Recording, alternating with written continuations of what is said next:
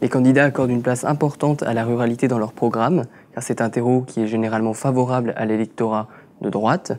D'ailleurs, le Salon de l'agriculture, qui est l'exemple même de la ruralité, est toujours un passage obligé pour les candidats à la primaire.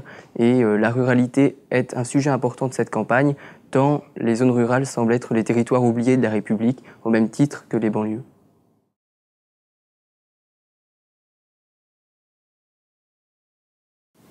De manière générale, on peut voir parmi les candidats une forme de consensus autour d'un certain interventionnisme dans le domaine de la ruralité, ce qui tranche avec d'autres sujets sur lesquels ils sont davantage libéraux.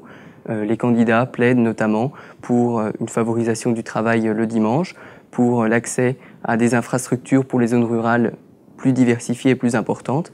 Ils s'opposent sur, d'une part, ceux qui ont une vision avec des plans, notamment un grand plan Marshall pour la ruralité pour un candidat.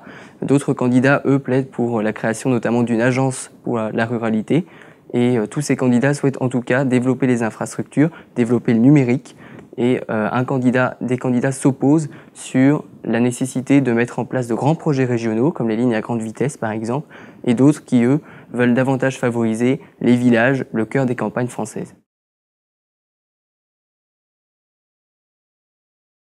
En matière d'agriculture, les candidats s'accordent sur une nécessité de baisser les charges sur l'agriculture, de pérenniser la politique agricole commune et de mettre fin à la surtransposition des normes européennes sur les normes françaises, notamment en matière environnementale.